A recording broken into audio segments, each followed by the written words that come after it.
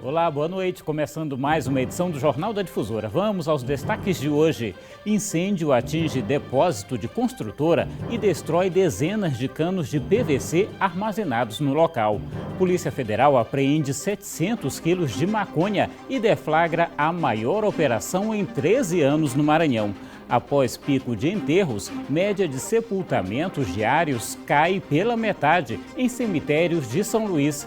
Governador Flávio Dino anuncia em coletiva que aulas da rede pública continuam suspensas no estado. O Jornal da Difusora já está no ar.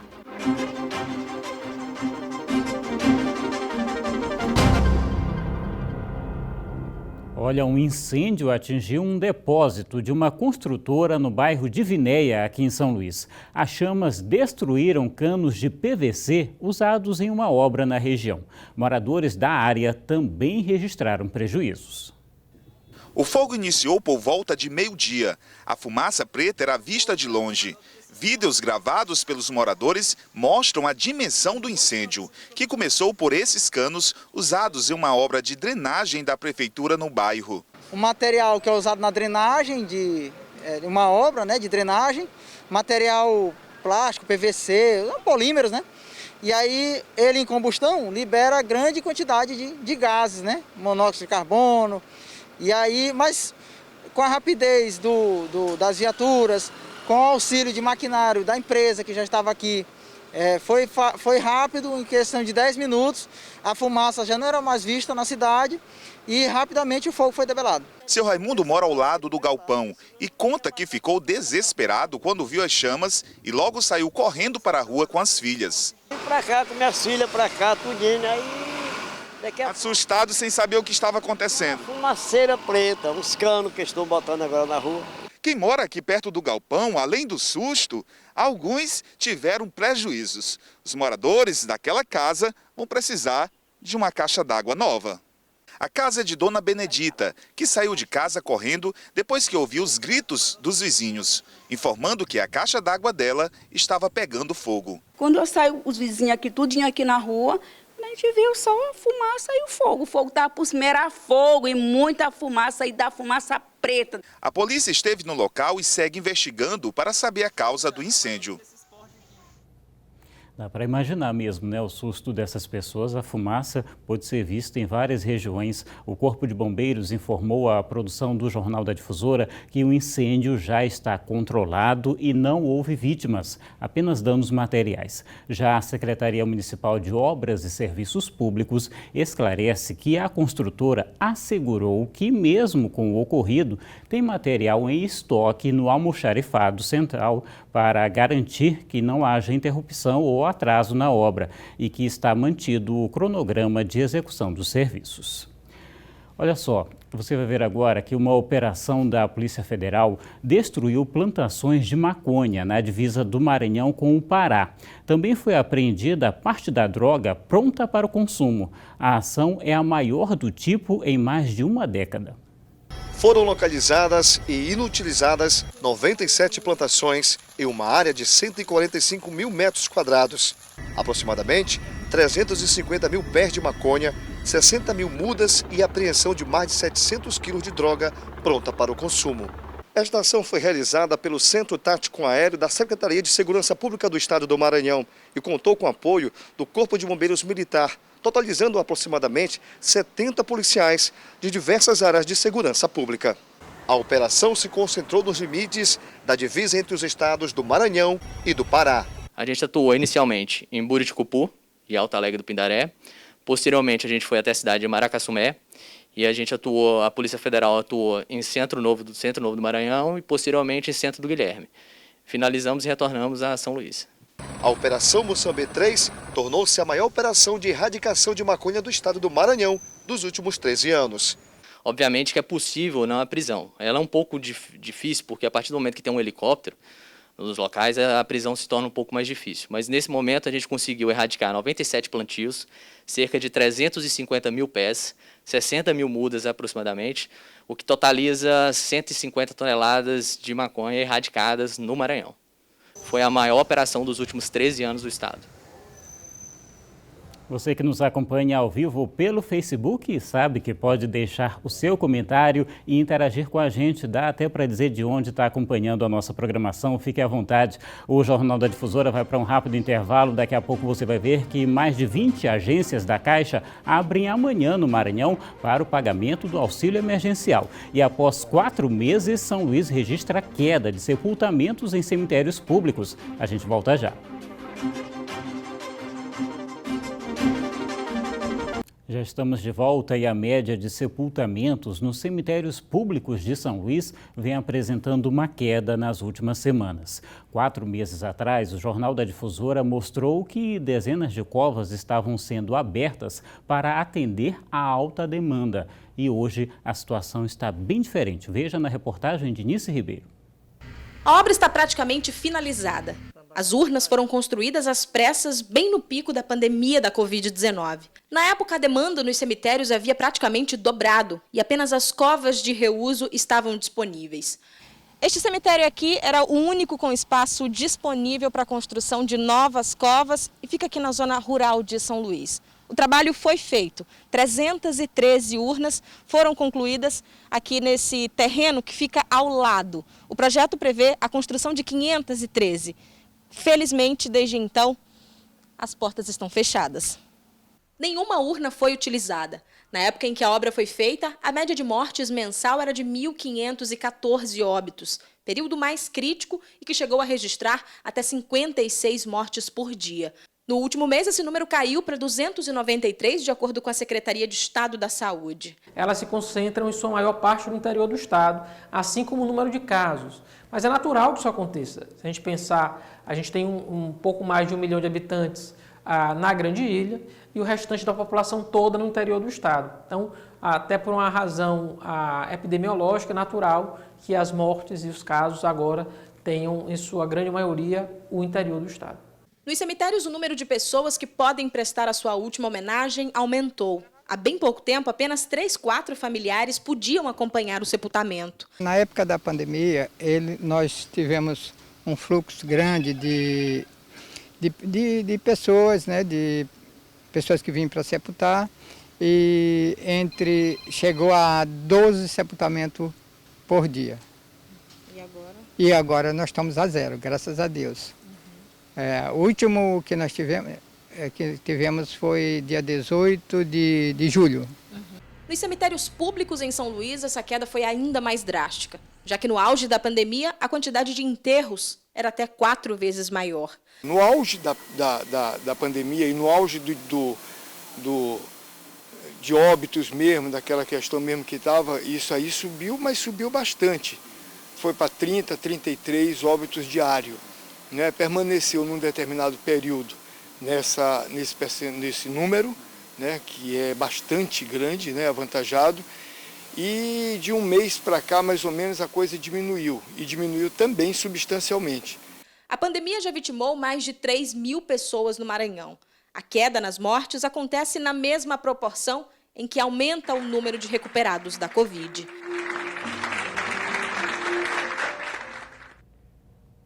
E o governador Flávio Dino falou novamente hoje sobre a situação da Covid-19 no estado. As aulas da rede pública continuam suspensas, pelo menos até o fim do mês. Flávio Dino iniciou a coletiva lamentando a morte de aproximadamente 100 mil brasileiros em decorrência de complicações pela Covid-19. São 100 mil famílias diretamente atingidas, portanto nós estamos falando de milhões de brasileiros e brasileiras que sofrem diretamente nos seus lares, nos seus círculos de amizade, em relação às pessoas falecidas, esta dor e esse sofrimento. Na oportunidade, o governador do Maranhão destacou que o quantitativo de recuperados segue em ascensão no estado.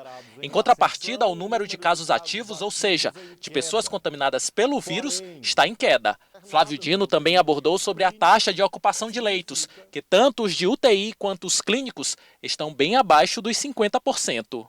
A taxa de ocupação de leitos de UTI encerrou ontem em 39,90%. Lembramos sempre que já chegou a 95, 100, várias semanas em que eu estive aqui com vocês. esse indicador era bastante alto. Nós temos hoje um indicador que é um dos melhores do país. Diferentemente das escolas particulares, onde muitas já retomaram as atividades dentro das salas de aula, durante a entrevista coletiva, Flávio Dino enfatizou que na rede pública de ensino, as aulas presenciais seguem suspensas pelo menos até o fim de agosto.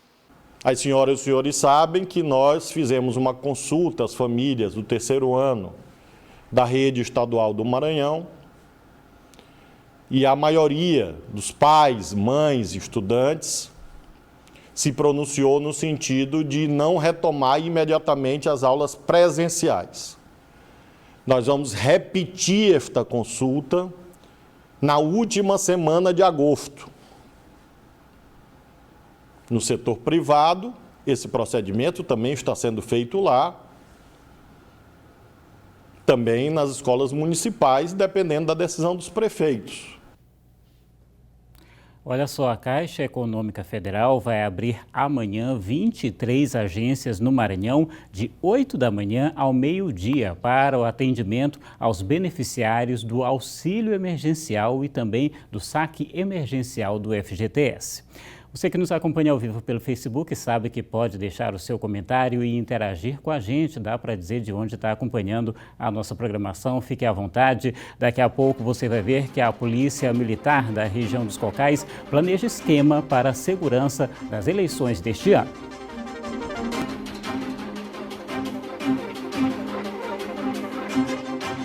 Já estamos de volta com o Jornal da Difusora e olha só, um levantamento do Tribunal Regional Eleitoral mostrou mais uma vez o perfil do eleitor maranhense. O número de aptos a votar aumentou e as mulheres continuam sendo a maioria. Os dados mostraram uma evolução do eleitorado maranhense de 3,09%. Em 2016, o estado tinha 4.611.247 eleitores. Para as eleições de novembro deste ano, estão aptos a votar 4.758.629. As mulheres representam mais da metade do eleitorado, 51,9%, enquanto os homens representam 48,1%. A maioria do eleitorado maranhense está na faixa etária de 21 a 54 anos. E apesar de poucas mudanças desde a última eleição, o presidente do Tribunal Regional Eleitoral do Maranhão, desembargador Tairone Silva, elencou alguns ajustes que serão feitos na eleição deste ano. Nas sessões eleitorais nós vamos ter uma diminuição. Nós tínhamos 19 mil sessões eleitorais, nós vamos ficar com 14 mil sessões eleitorais, vamos trabalhar aí com uma média de 60 mil mesários, vamos ter 5.874 locais de votação.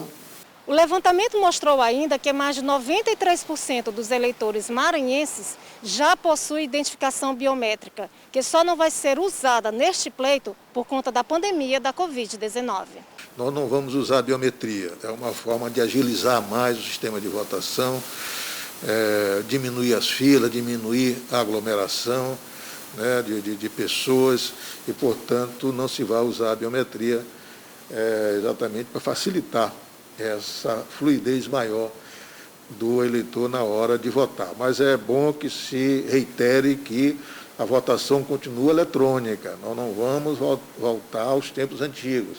O raio-x do eleitorado maranhense mostrou ainda que no estado, 184 eleitores irão às urnas usando o nome social no título de eleitor, permitido desde 2018 pela Justiça Eleitoral. Muito bem, e além disso, representantes de instituições envolvidas no processo eleitoral discutiram um plano de segurança que será aplicado na votação deste ano. Na região dos Cocais, o esquema prevê o reforço em algumas cidades. Uma iniciativa do Ministério da Justiça e Segurança Pública, que discutiram um planejamento estratégico e execução das ações nas eleições de 2020, com todos os órgãos que integram essa operação, como o Tribunal Superior Eleitoral, Tribunal Regional Eleitoral, Secretaria de Segurança Pública, Corpo de Bombeiros Militar, Exército Brasileiro, Polícia Federal, Guarda Municipal, Secretaria de Trânsito e Transporte, além das polícias Civil e Militar do Maranhão. O comando da PM de Caxias está ciente do planejamento estratégico. A Polícia Militar já vem fazendo o seu planejamento e todo o efetivo do batalhão, com exceção daqueles que estiverem com alguma enfermidade, será utilizado na Operação Eleições. Todos os locais de votação, todos os locais que tiverem urna, tanto na zona urbana quanto na zona rural, terão o policiamento da Polícia Militar garantido.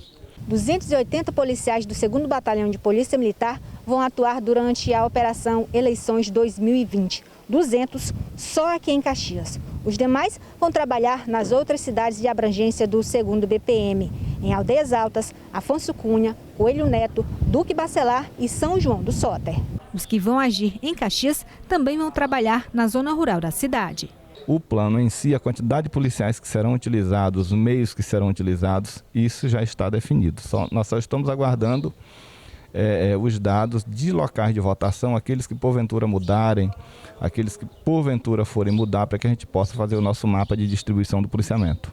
A Polícia Militar está atenta à campanha eleitoral. A Polícia Militar está à disposição dos órgãos da Justiça Eleitoral e o trabalho da Polícia Militar na Operação Eleições já começa durante a campanha.